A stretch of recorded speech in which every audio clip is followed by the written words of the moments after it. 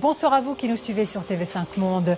Le scandale de la viande de cheval clandestine met en lumière des failles majeures dans la production des plats préparés. On va en évoquer plusieurs ce soir. C'est une émission spéciale que je vous propose avec des invités.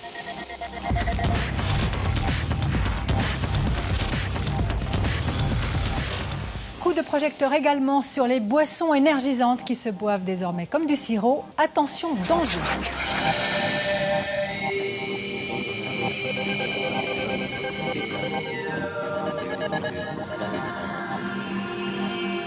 Avec ces cascades d'intermédiaires, ces tours de passe-passe, le circuit de la viande remet une fois de plus en question un système agroalimentaire incontrôlé. Ce n'est pas la première fois qu'à bon entendeur se penche sur des cas de négligence et de tromperie dans des préparations de viande. Johanna Commange s'est penchée dans nos archives pour nous rafraîchir la mémoire. À plusieurs reprises, ABE a révélé des cas de tromperie avec des viandes déclarées pas tout à fait les mêmes que celles effectivement décelées dans plusieurs produits. On remonte le temps avec un mets oriental, le doner kebab. Traditionnellement, cette grillade verticale est composée de viande de mouton ou d'agneau. En Suisse, elle est le plus souvent produite à partir de morceaux de viande hachée de troisième choix. Le relief des épices de là-bas est remplacé par un goût uniformisé par des additifs d'ici. Résultat, le doner kebab coupé au couteau en Turquie est évincé par une saucisse géante à raser. Scandale, l'agneau avait la queue en tire-bouchon. Avril 2003, ABE achète 17 kebabs en Suisse romande. Seulement 6 sont composés de la viande ou du mélange de viande affiché. L'écrasante majorité des sandwichs trompe le consommateur. Et plus grave, 6 d'entre eux contiennent du porc, une tromperie au goût de trahison pour les musulmans. Bonsoir à tous. Trop souvent, on vous trompe. La viande dans les kebabs en cache une autre ou des autres. 2011, ABE remet le couvert. Résultat, c'est pire. Sur 27 kebabs achetés, uniquement 3 proposent une viande conforme à sa déclaration. Cette fois, le porc n'a pas pris le visage de l'agneau, mais c'est le poulet, la dinde ou le bœuf qui avance masqué.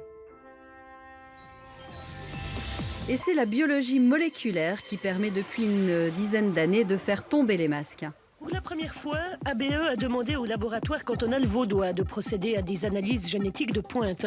Le labo a pu déterminer quel type de viande se cache dans des préparations chaudes telles que le kebab. Cette technique se déroule en 2 étapes. Une première étape où l'amplifie par PCR ou réaction de polymérisation en chaîne un gène spécifique à toutes ces espèces animales.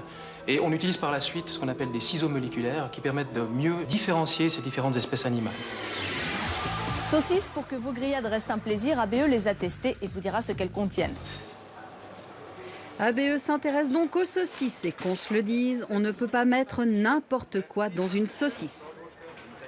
Si l'on en croit l'article 122 de l'ordonnance sur les denrées alimentaires, il est interdit par exemple d'y mettre des yeux, des paupières, des poils ou des plumes. 2004, les choses se pimentent. Sur 18 produits analysés, 8 contiennent des traces ou même la présence marquée d'espèces animales autres que celles indiquées sur l'étiquette. On trouve du porc dans les merguez, des produits vendus avec de beaux cochons barrés qui ne font aucun doute sur la clientèle visée. 2006, ABE s'attaque de plus près à la viande avec un test sur les steaks hachés, frais et congelés. 23 échantillons s'illustrent par une piètre qualité de leur viande. Beaucoup de gras, de sel et peu de protéines. Cerise sur le steak, pour l'un d'entre eux, impossible de déterminer la variété de cette viande. Qu'est-ce que ça peut être? Je n'ai aucune idée.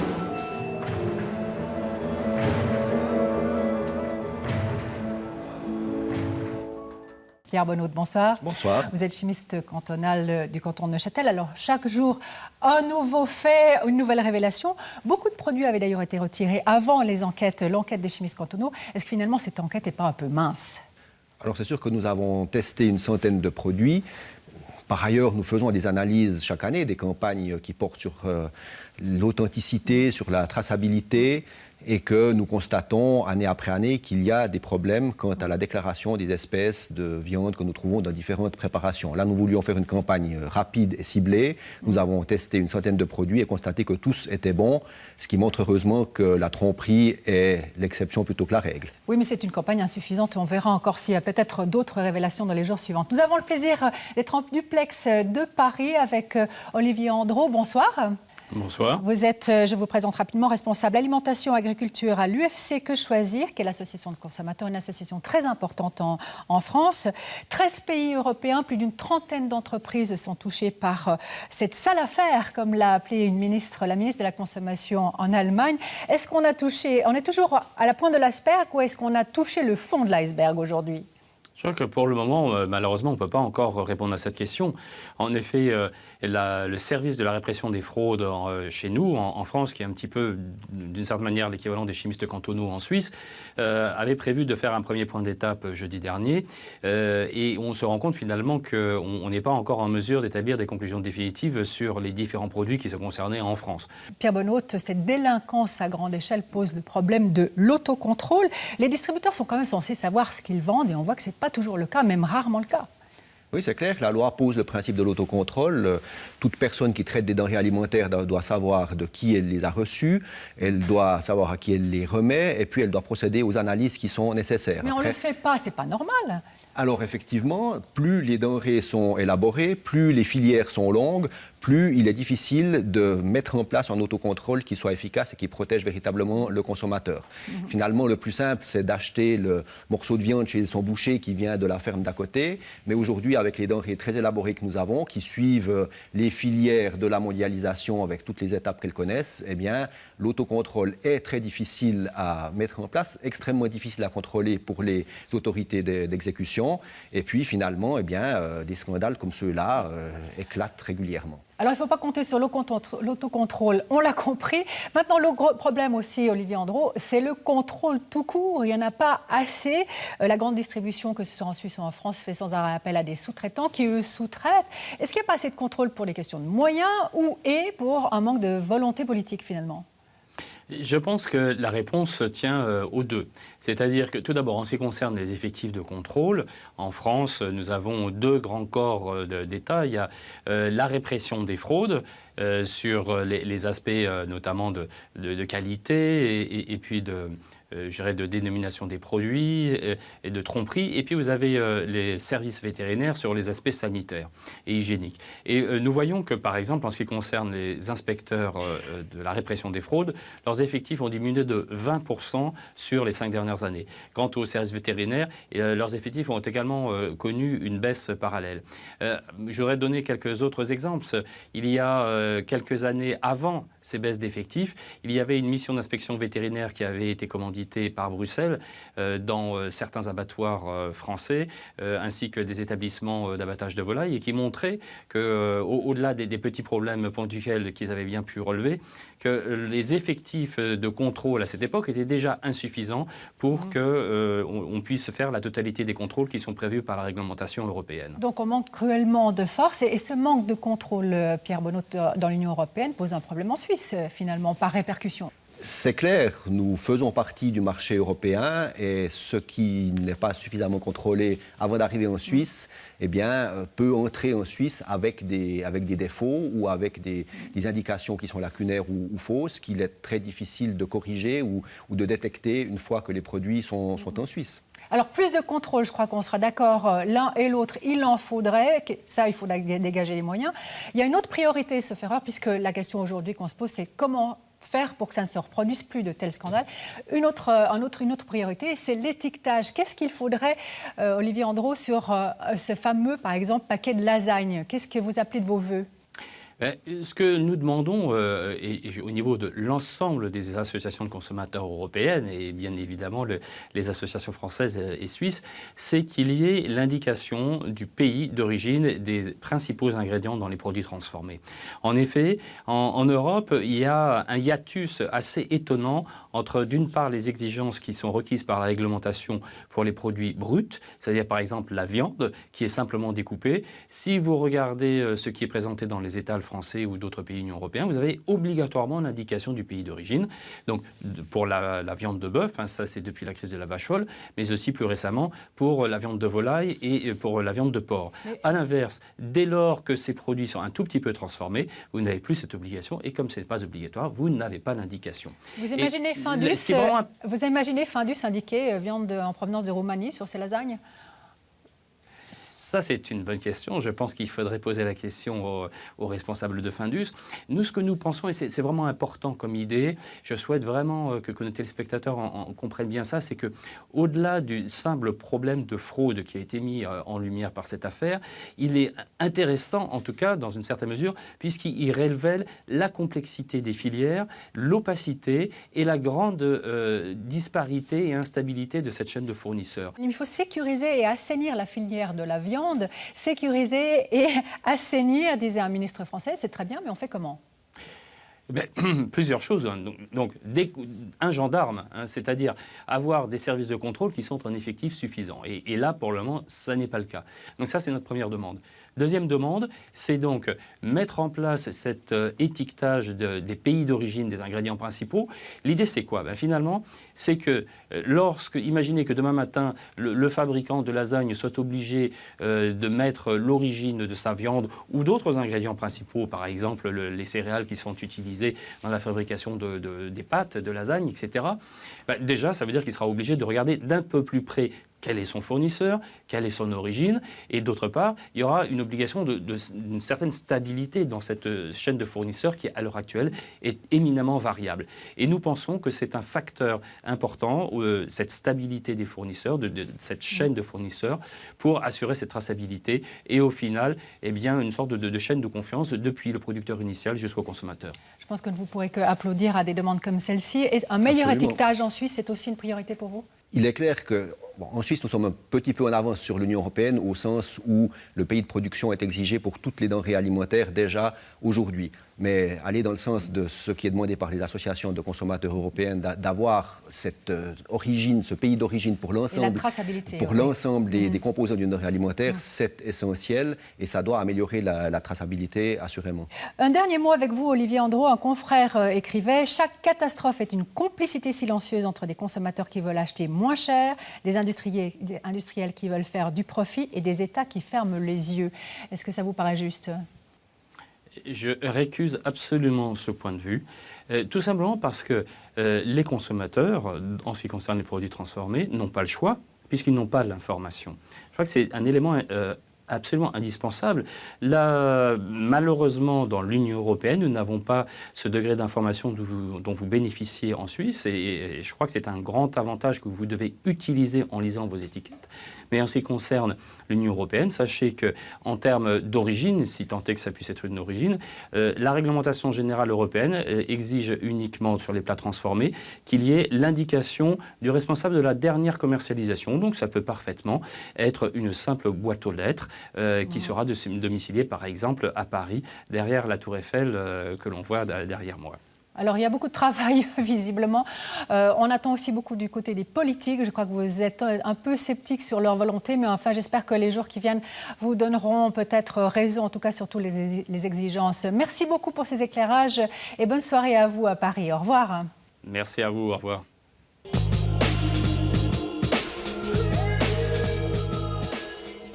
On reste dans l'alimentaire. Ce sont des messages de parents inquiets qui nous ont incité à mener à nouveau une enquête sur les boissons énergisantes.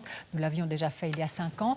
Ce qui a changé depuis, c'est le succès grandissant de ces boissons auprès des tout jeunes et la sortie sur le marché de petites canettes, des shots qu'on peut boire d'un coup. Ils sont très concentrés en caféine. Ces boissons qui donnent la pêche ne devraient pas être mises entre toutes les mains et pourtant, pas facile d'y résister. Parole d'Ado, l'un des publics cibles. Nous avons acheté 11 boissons énergisantes. Au rayon énergisant, on en trouve de toutes les couleurs et de toutes les odeurs. Les prix dans les grandes surfaces varient de 65 centimes la canette à 2,90 francs. Ces boissons contiennent plus ou moins les mêmes quantités de caféine, de sucre et de taurine. Une consultante spécialiste en décryptage de contenu se penche sur l'étiquetage. Là, nous avons des produits qui sont enrichis en caféine, tous, et qui sont des aliments spéciaux. Ça veut dire qu'ils ont une teneur limite en caféine qui est autorisée par la réglementation suisse. Le produit, on va dire standard, c'est celui-ci, donc qui est un produit sucré et qui contient de la caféine. On a 80 mg, donc l'équivalent de 2 cafés ristretto. Et on a par contre beaucoup de sucre. 10 morceaux de sucre, c'est ce que contient une canette de Red Bull Basica. Monster, oui, c'est un autre leader du marché des boissons énergisantes. Là, la particularité qui saute aux yeux, c'est que cette boisson est en canette de 500 ml. Donc on a un demi-litre. Donc on a quand même 160 mg de caféine. Et aussi pas mal de sucre, parce que si on boit tout ça, et là c'est le record en fait dans ce comparatif, on consomme l'équivalent de 14 à 15 morceaux de sucre. Selon une étude d'addiction suisse faite en 2010, près de 11% des 11-15 ans en consomment au moins une fois par semaine et 4% plusieurs fois par jour. Et ils le font de plus en plus jeunes et de plus en plus souvent. Beau sujet de réflexion pour un cardiopédiatre. Ça me pose un problème, je pense que ce n'est pas un régime adapté à un enfant de cet âge-là. En tout cas pour la dose de caféine, parce que je pense que s'il a 10 ans, selon son poids, avec 1 ou 2 canettes, il est déjà dans une dose qui est au-dessus d'une dose normale de caféine pour cet âge. Ça, je pense que c'est une chose. Vous ne feriez pas ingérer 12 cafés à un enfant de 10 ans et vous trouveriez ça normal. Donc on est un peu dans cette approche-là, je dirais, pour un enfant de cet âge-là. Mais à part ça, il y a d'autres substances à l'intérieur. Il y a des sucres particuliers. Vous savez que, et à Genève particulièrement, on est très penché sur le problème de l'obésité et de la prise de poids. Donc c'est peut-être pas non plus des boissons tout à fait idéales dans l'apport calorique qu'elles peuvent apporter. Donc il y a plusieurs bonnes raisons pour dire qu'il faut, je dirais, être prudent et raisonnable. Il semblerait que la raison et la prudence ne soient pas à l'ordre du jour quand on est pris de boissons énergisantes. Ça représente pas mal de calories, des calories vides qui n'ont pas d'intérêt nutritionnel. Ça peut faire monter très très vite le taux de sucre dans le sang, le faire redescendre aussi rapidement et favoriser les malaises. Donc c'est vrai que sur le plan nutritionnel, ça n'a aucun intérêt. Calories vides, trop de sucre, alors on se demande à quoi ça sert. À rien. Ça donne... Alors elle donne de l'énergie vu qu'elle donne du sucre. C'est des boissons sucrées, mais qui sont trop sucrées pour les sportifs, qui sont également trop sucrées pour les ados avec une alimentation normales, qui contiennent de la caféine, donc qui ne sont pas recommandés pour les enfants, ni pour les femmes enceintes. Donc réellement, moi je les conseille à personne. Mais qui les boit, ces energy drinks? Beaucoup de monde.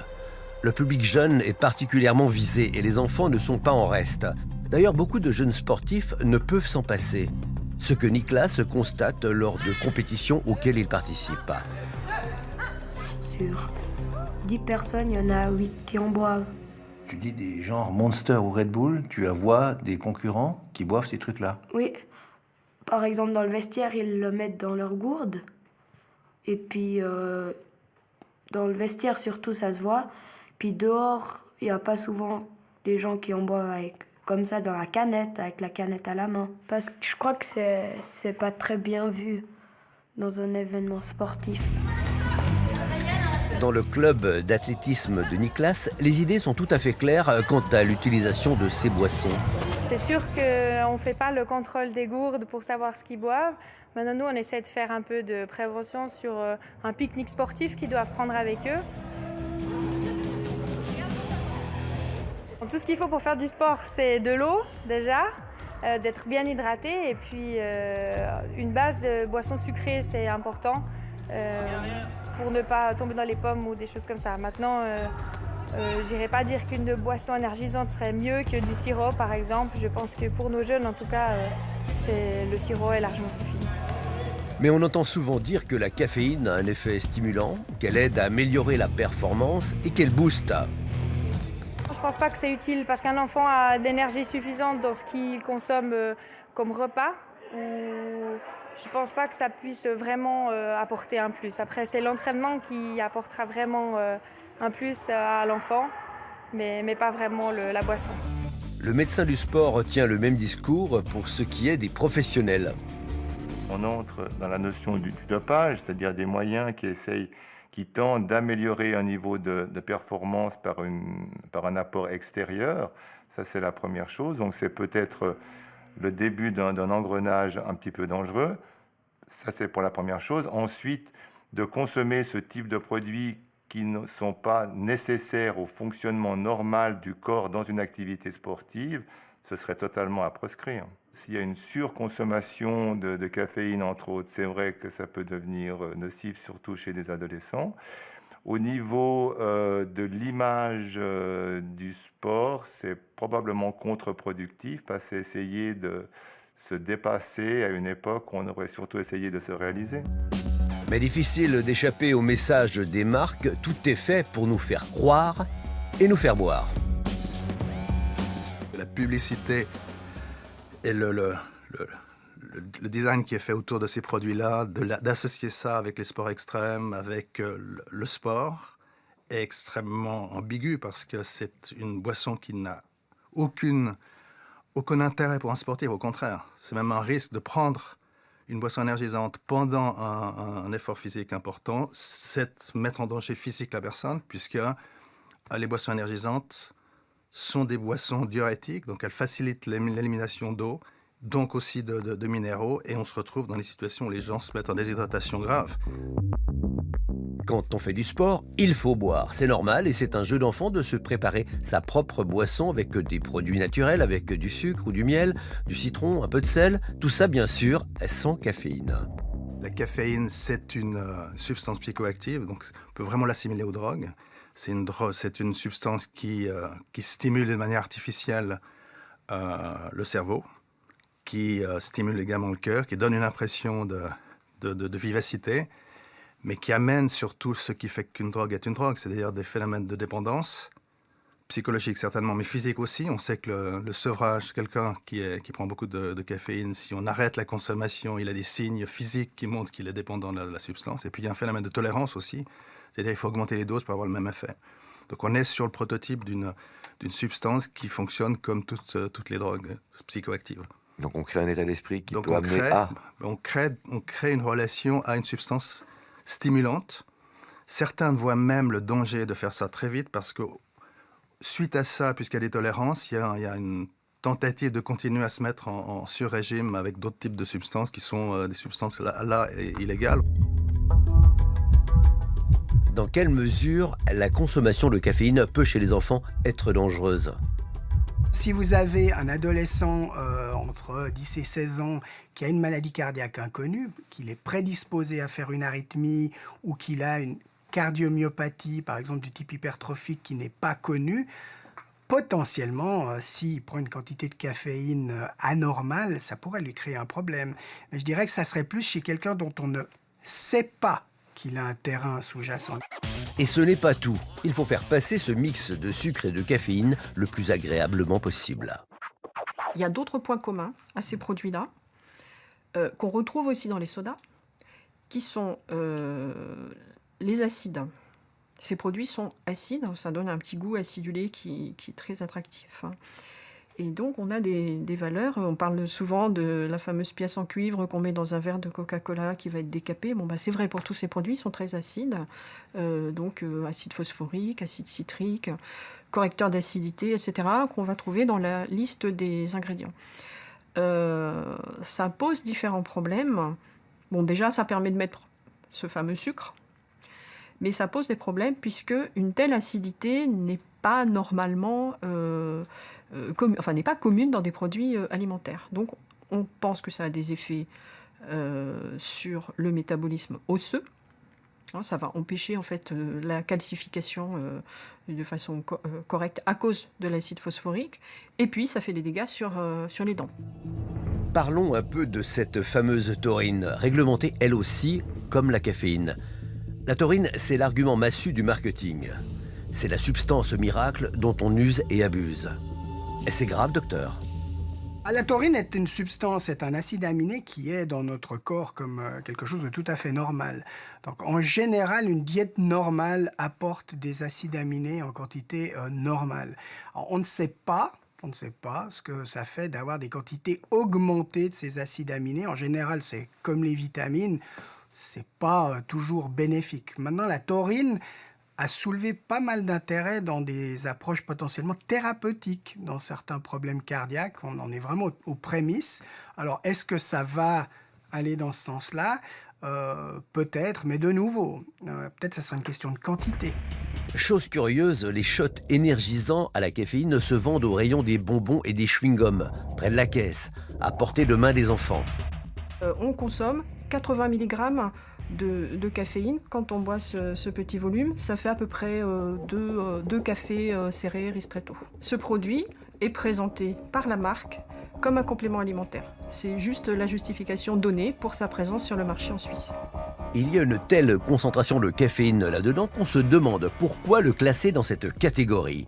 Un complément alimentaire, c'est selon l'OFSP un aliment destiné aux personnes ayant besoin d'un apport énergétique ou nutritionnel accru.